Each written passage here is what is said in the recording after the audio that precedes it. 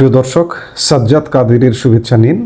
এই মুহূর্তে আপনাদের সামনে কথা বলতে চাই, জাতিসংঘ কি বাংলাদেশের আসন্ন জাতীয় সংসদ নির্বাচন বর্জন করছে? এই প্রসঙ্গটি নিয়ে কথা বলবো। আজকের খবর হচ্ছে যে নির্বাচনে পর্যবেক্ষক পাঠাচ্ছে না জাতিসংঘ।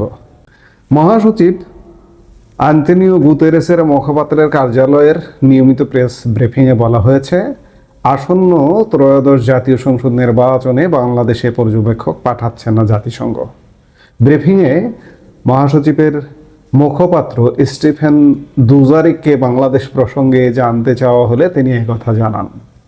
দুজারিককে বাংলাদেশ প্রসঙ্গে 3টি প্রশ্ন করা হয়। প্রথম প্রশ্নটি ছিল, জাতিসংঘ কি নির্বাচনে কোনো পর্যবেক্ষক পাঠাবে? প্রশ্নের জবাবে দুজারিক বলেন, না, সাধারণ পরিষদ বা নিরাপত্তা পরিষদের ম্যান্ডেট বা অনুমোদন ছাড়া জাতিসংঘ নিজে থেকে কোনো পর্যবেক্ষক পাঠায় না, ফলে আমরা এখন আর এটি করি না। তবে নির্বাচনের ক্ষেত্রে জাতিসংঘ কান্ট্রি অফিস প্রায়ই কারিগরি সহায়তা দিয়ে থাকে। তারা এ ধরনের কোনো সহায়তা দিচ্ছে কি না তা আমি আপনাদের জেনে জানাতে পারি। স্টিফেন দুজরিকের কাছে দ্বিতীয় প্রশ্ন ছিল, বাংলাদেশ জাতীয়তাবাদী দল বিএনপির ভারপ্রাপ্ত চেয়ারম্যান তারেক রহমান 17 বছর পর দেশে ফিরেছেন। গণতন্ত্রে বাংলাদেশের উত্তরণের পটভূমিতে তার ফিরে আসাকে আপনারা কিভাবে দেখছেন? জবাবে মুখপাত্র বলেন, আমি সংবাদ বিশ্লেষণ করি না, খবর বিশ্লেষণ করা সাংবাদিকদের কাজ।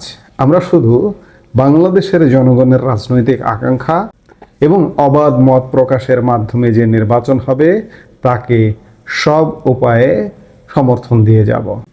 তৃতীয় প্রশ্নে সাবেক প্রধানমন্ত্রী খালেদা জিয়ার মৃত্যুতে প্রতিক্রিয়া জানতে চাইলে জাতিসংঘ মহাসচিবের মুখপাত্র বলেন, তার মৃত্যুতে আমরা স্বাভাবিকভাবেই তার পরিবার ও বাংলাদেশের জনগণের প্রতি গভীর সমবেদনা জানাচ্ছি। কি হলো? জাতিসংঘ বাংলাদেশের এই যে সামনে যে নির্বাচনটা আসছে, এই নির্বাচনটাকে কি বর্জন করতে চাইছে কিংবা উপেক্ষা করতে চাইছে? প্রথমত, তিনি বা তারা জাতিসংঘ পর্যবেক্ষক পাঠাচ্ছে না। দ্বিতীয় প্রশ্ন, এই যে তারেক রহমান যে দেশে এসছেন, এই তারেক রহমানের দেশে আসার প্রশ্নেও জাতিসংঘ কিংবা মহাসচিবের মুখপাত্র এড়িয়ে গেলেন। গণতন্ত্রের উত্তরণের পথে তারেক রহমানের আশাটা কি কোনো সহায়ক হবে কিনা উত্তর দেননি কিন্তু সরাসরি। তৃতীয় প্রশ্নে খালেদা জিয়ার মৃত্যুতে তারা সমবেদনা জানিয়েছেন। প্রথমত, বিশেষ করে একজন বাংলাদেশের সাবেক প্রধানমন্ত্রী মারা গেছে, এই শোক সমবেদনা সবাই জানিয়েছে, সব পক্ষ। বাংলাদেশের রাজনৈতিক এমন কোনো পক্ষ নেই যে সমবেদনা জানায়। আওয়ামী লীগও জানিয়েছে, জাতিসংঘ জানালো। আওয়ামী লীগ নির্বাচনে অংশগ্রহণ করছে না, জাতিসংঘ নির্বাচনে অংশগ্রহণ করছে না। যদি এভাবে বলি তাহলে কেমন শোনায় বিষয়টা? আবার তারেক রহমান আসা গণতন্ত্র উত্তরণের পথ উন্মুক্ত করলো কিনা, এই প্রশ্নটা এড়িয়ে গেল।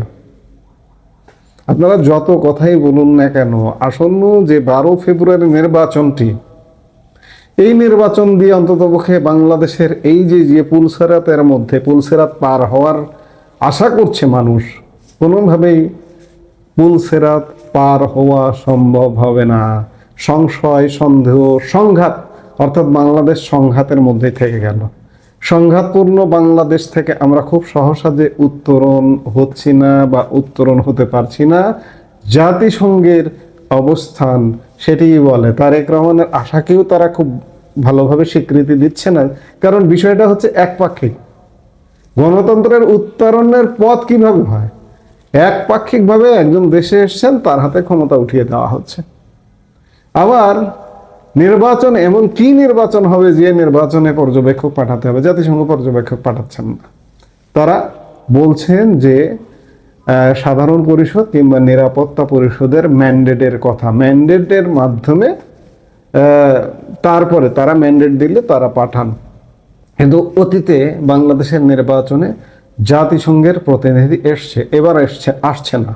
তাহলে বুঝুন যে এই নির্বাচনটা কেমন নির্বাচন হবে, অর্থাৎ এই নির্বাচনে জাতিসংঘের সমর্থন নেই।